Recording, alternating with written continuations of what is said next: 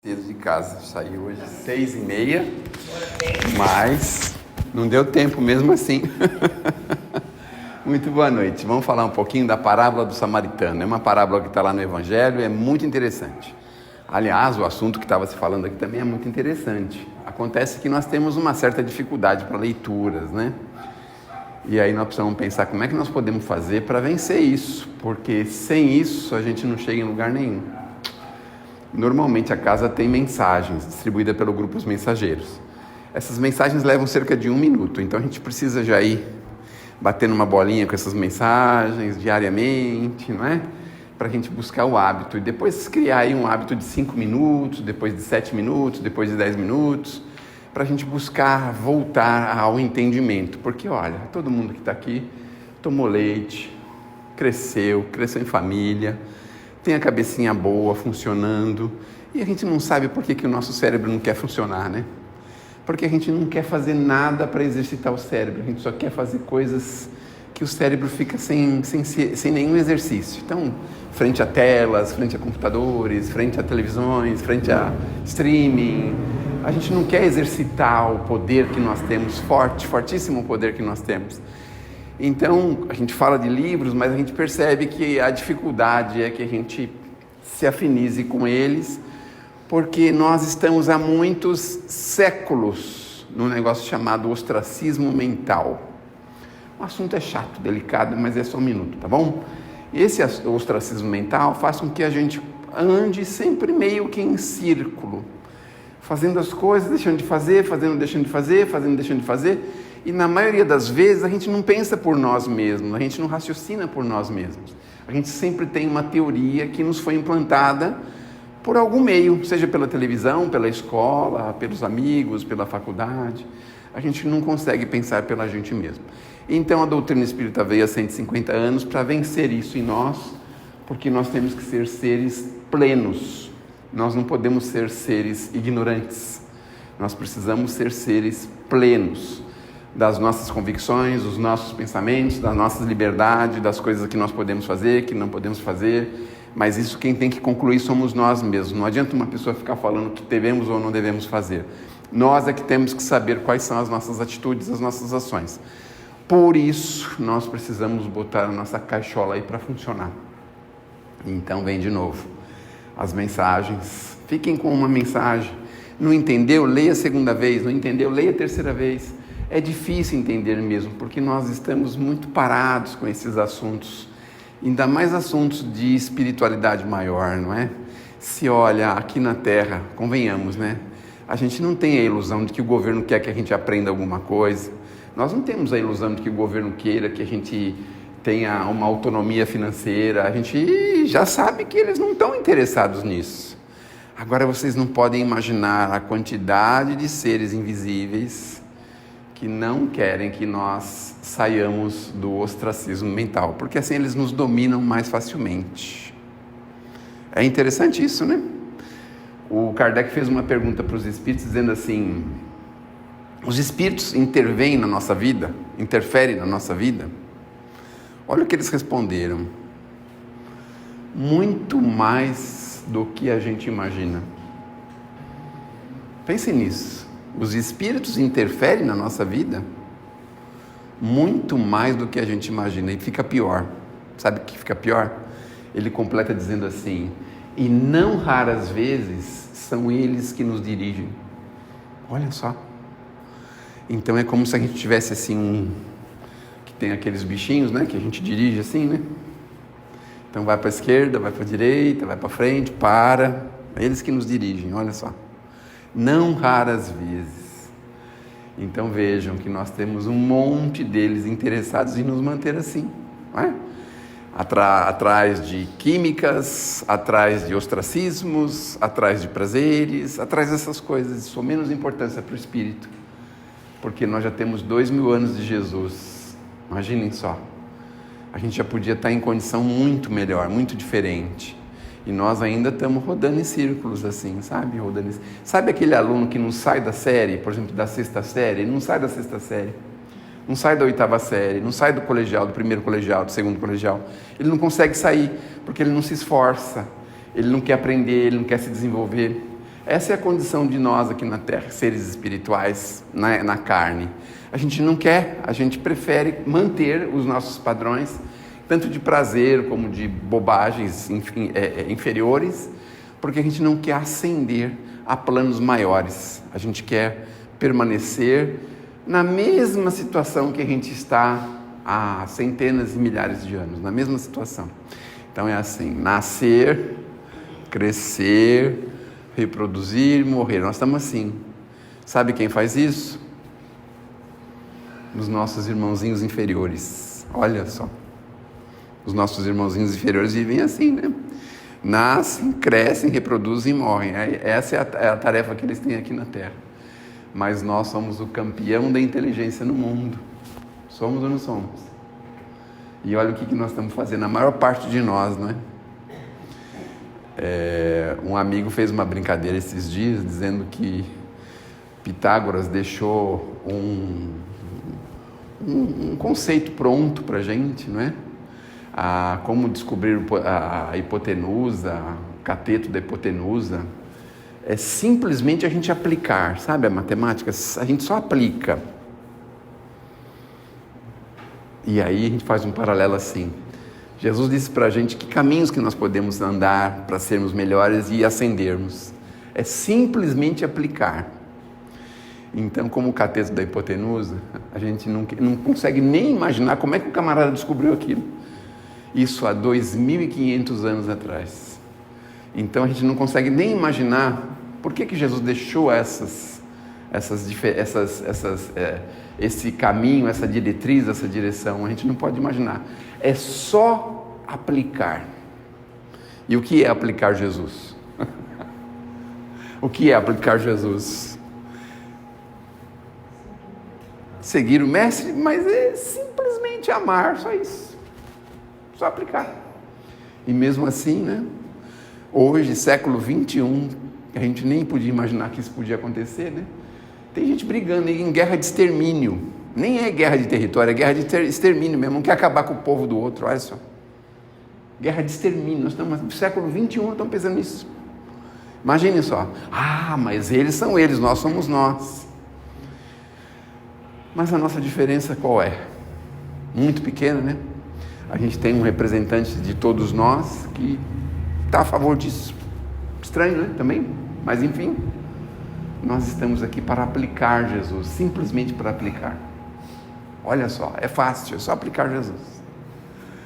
Chega de ladainha, vamos falar da parábola do samaritano. Então todo mundo sabe que eles queriam pegar Jesus de qualquer jeito, até porque, né? Quando uma pessoa se sobressai em alguma coisa, sempre tem as armadilhas, né? Vocês já perceberam isso? Então, quando perceberam que Jesus não tinha nada a ver com aquele pessoal, que ele era um extraterrestre, né? Vamos dizer assim, né? Um ser extremamente diferenciado, eles falaram assim: nós não podemos permanecer com esse homem aqui, senão vai atrapalhar a nossa vida, vai acabar com a gente aqui, né? E aí o que eles fazem? Começam a arrumar pegadinhas para pegar Jesus em alguma falta, em algum erro, em algum crime, em alguma coisa. E aí começam a conspirar, né? Começam a pensar como fazer.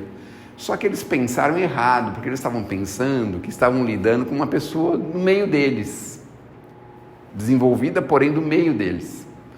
Mas na verdade Jesus não tinha nada a ver com eles, né? Nada a ver com eles. E aí arrumaram umas pegadinhas. Sabe aquela história da moeda? Não tem a história da moeda? É lícito pagar tributo ao César. Queriam pegar ele, porque era assim, tinha um grupo de judeus de um lado e um grupo de romano do outro. Se ele falasse assim, não é lícito, os judeus iam gostar, porque eles não gostam de pagar imposto. Aliás, quem é que gosta de pagar imposto? Tem alguém? Levanta a mão aí. Não tem ninguém? Não tem ninguém que gosta, não é mesmo? E aí, os judeus detestavam pagar imposto, muito bem, era a pegadinha, porque ele tinha que falar uma coisa ou outra, não tinha? Se ele falasse em favor dos judeus, os romanos prendiam ele, porque era proibido falar que não podia pagar imposto, era crime. Muito bem, é a mesma coisa imposto de renda, né? Experimenta não declarar alguma coisa que você precisa declarar. Daqui a pouco tem alguém batendo na sua porta, perguntando por quê, né?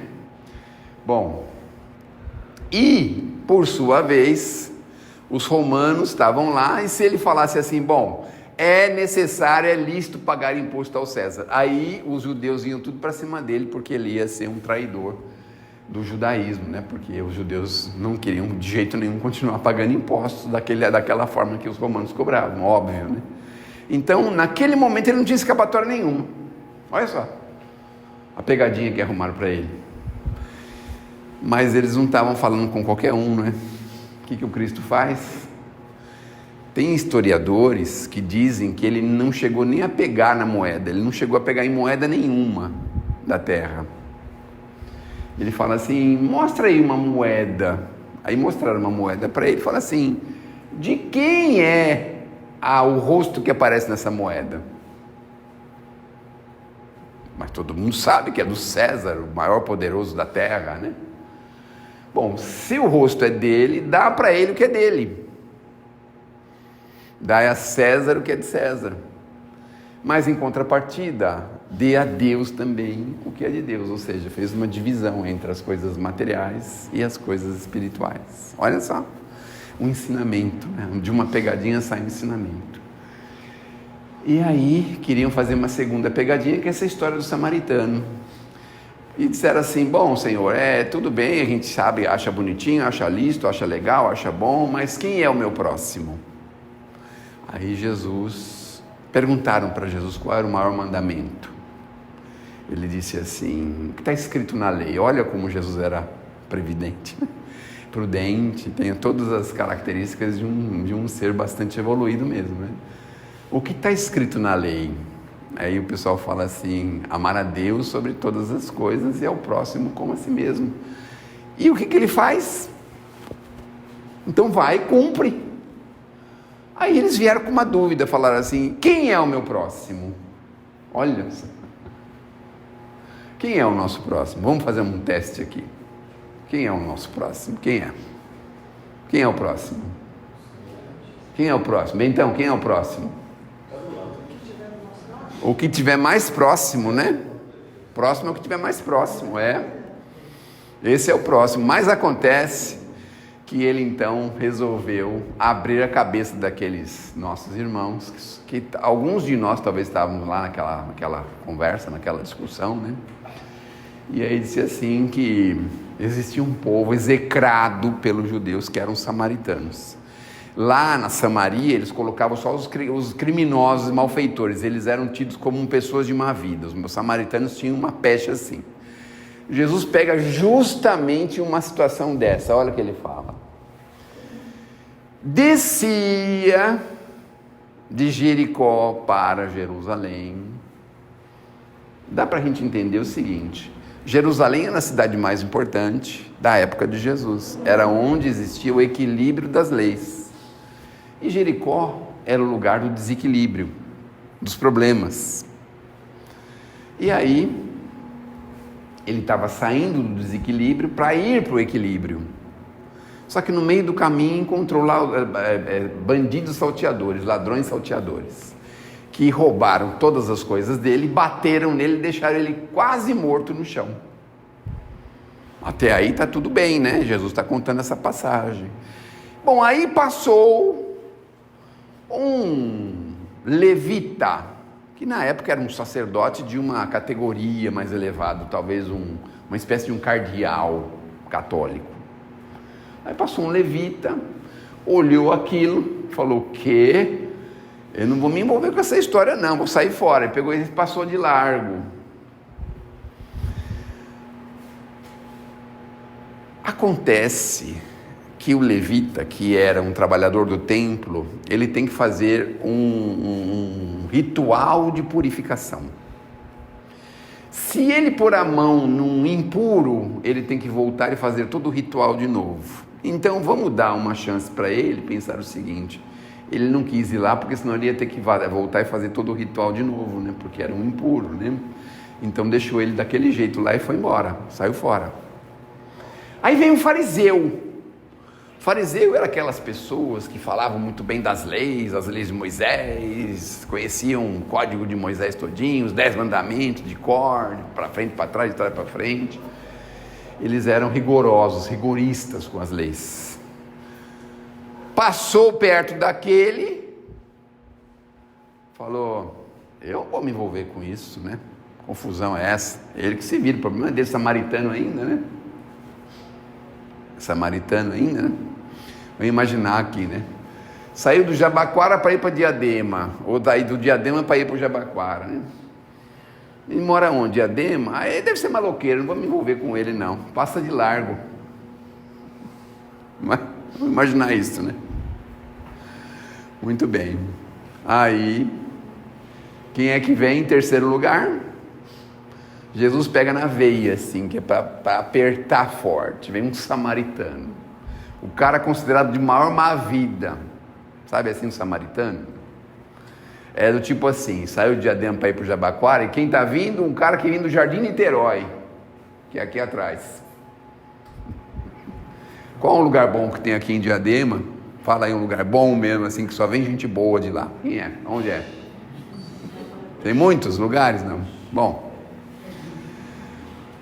vem do Jardim Niterói, vem um camarada lá de cavalo, e olha aqui, ele fala, meu Deus do céu, o que aconteceu com ele? Olha o que o camarada faz, desce do cavalo, sabe o que significa isso? O camarada descer do cavalo para ver uma situação de uma outra pessoa naquela condição, naquele tempo, há 2000 anos atrás, era uma situação de humildade, porque jamais alguém desceria do cavalo para fazer isso.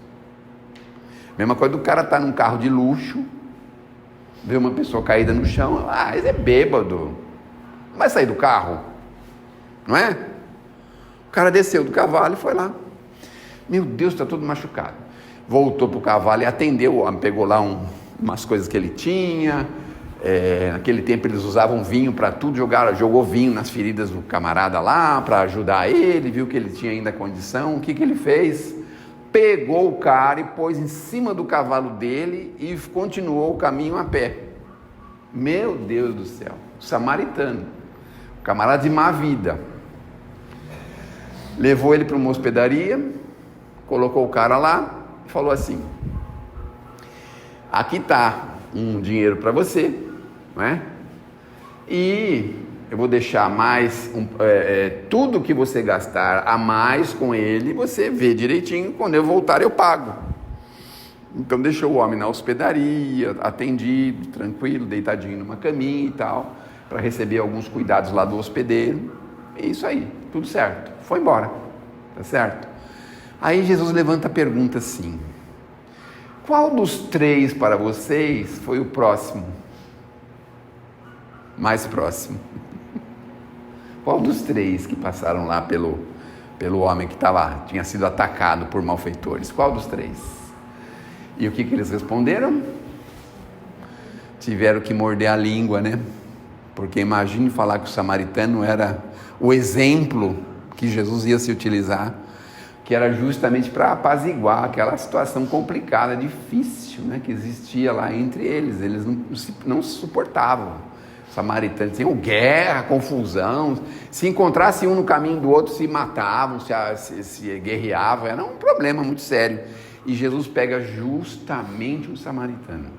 Quer ver um outro samaritano que Jesus pegou? Foi naquele caso do poço, a mulher samaritana. Também a mulher samaritana também era considerada de má vida, e Jesus conversou com ela. Imagina, 2000 anos atrás, não podia falar, dirigir para a mulher, sabiam disso, né? A mulher era tida assim, tinha que andar distante, ele não podia chegar nem na sombra do homem, perto da sombra. Estava andando assim do sol, a mulher tinha que ficar fora da sombra dele. Olha só que situação, né? E Jesus para e conversa com a mulher samaritana. Jesus, imagina só, a confusão que não era isso.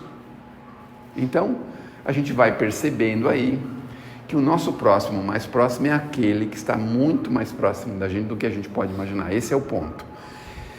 Só que aí fica pior um pouquinho mais. Sabe por quê? Porque a nossa obrigação é fazer tudo o que for possível por ele. Então você está na sua casa, o seu vizinho bate lá e fala, olha, meu filho não está passando bem, o senhor pode pegar seu carro e me ajudar e levar no hospital? Sabe o que a gente fala? Puxa, que pena, né? O carro está totalmente sem gasolina, não sei como eu cheguei em casa. 3 horas da manhã, a senhora me desculpe, mas eu tenho que acordar às 4, porque eu saio daqui 4h30 da manhã para ir para o meu trabalho. Ah, me desculpe, mas eu tenho muito medo de me envolver com situações, eu não sei o que aconteceu com o seu filho. Olha quanta coisa que a gente pode falar, né? Então, veja como que nós fazemos. Estamos na rua e de repente a gente vê uma pessoa caída. O que a gente costuma fazer? E a gente nem é, né, levita e nem é fariseu, não é mesmo? E nem é samaritano também, né? Então vejam a que ponto chega.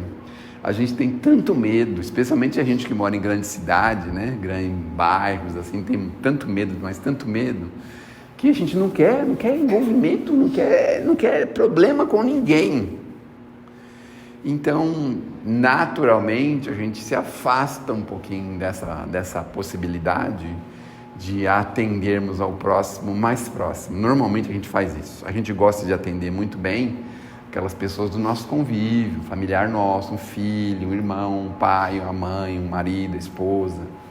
Mas quando foge um pouquinho desse convívio, aí fica diferente, né?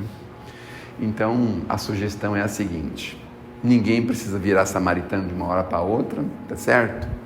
Mas a gente precisa reflexionar sobre os nossos pontos. O que nós estamos fazendo aqui na Terra? Por que nós estamos aqui? Para que nós viemos para esse planeta? Por que a gente está vivendo determinadas situações? Por que a gente vive uma coisa que as pessoas outras não vivem? Por que a gente vive uma escassez financeira? Por que a gente vive uma complicação familiar? Por que a gente vive uma coisa que nos pede o tempo todo para sairmos da linha, para irmos para direções erradas? Então nós precisamos se perguntar exatamente por que nós estamos aqui, qual é a finalidade da vida na Terra, para que a gente possa entender o que nós temos que fazer. A maioria de nós não vai conseguir saber o que tem que fazer, né? Mas o que a gente pode fazer é questionar o Criador. Fala: escuta, Senhor, o que queres que eu faça? Né? Qual é a minha posição? Estamos diante de uma situação que a gente não sabe como lidar. Conversa com o Pai e fala: escuta, o que quer que eu faça aqui? Está lá uma pessoa caída na rua. Posso ligar para uma ambulância, para uma polícia, para alguém? Eu posso chamar outras pessoas, eu posso acenar para alguém, eu posso falar com elas o que ela precisa, o que ela acha que precisa, sei lá. Se a gente vê um familiar vivendo uma dificuldade. Na parábola do samaritano tem também uma outra coisa que está obscura e que ninguém percebe. Sabe o que acontece ali? Uma coisa que dificilmente a gente tem: iniciativa. Então, o samaritano, ele é o rei da espontaneidade. É o que falta normalmente para a gente não tem espontaneidade. A gente faz o que nos manda, vai para cá, vem para cá, faz isso, faz aquilo, mas falta para a gente a espontaneidade. E o samaritano passou por ali, Jesus deu esse exemplo, né? Faça espontaneidade, com espontaneidade, sabe? Assim, não é obrigado, você não é obrigado. A gente não é obrigado. Em muitas situações da nossa vida, nós não somos obrigados. Mas a gente, por exemplo, não é obrigado a atender as pessoas com necessidades materiais aqui na casa espírita. Não é obrigado a isso. Mas a gente tem a espontaneidade de atender. Então, tem muitas coisas na vida da gente que a gente não é obrigado, mas a espontaneidade pede para que a gente faça, atenda, não é? A gente não é obrigado a socorrer o vizinho que está com problema médico 3 horas da manhã. A gente não é obrigado a falar com ninguém que está deitado, caído na rua. Ninguém é obrigado a isso. Mas o que falta, o que precisa? Espontaneidade. Que Deus nos abençoe, que Jesus nos ilumine, que possamos aprender com o samaritano a espontaneidade, a certeza e a convicção de que nós estamos aqui para nos favorecermos uns aos outros. Não é por outro motivo que a gente vive em grandes sociedades, né? Em grandes cidades. Se fosse para a gente viver isoladamente, talvez cada um tivesse num sítiozinho. Vocês sabiam que para cada brasileiro tem um pedacinho do Brasil? E não é pequeno não, viu? São 20 hectares. E o pessoal fazendo uma confusão, uma briga lascada, né? Cada um de nós, se dividisse o Brasil em 220 milhões de pedacinhos, cada um levaria 20 hectares, olha só. Olha só. Então, nós temos muita terra, né? Temos muita coisa aqui, mas a gente precisa viver assim, né? Parede meia com os vizinhos. Às vezes nem é uma parede inteira, é um pedaço de madeira, né? Uma chapa de madeira, né? Às vezes é isso, nem é uma parede, né? Porque a gente precisa se ajudar uns aos outros. Se tivéssemos isolados, talvez a gente não conseguisse avançar como nós avançamos morando em cidades, tá bom? Muito obrigado pela atenção e que a gente possa aproveitar bem, porque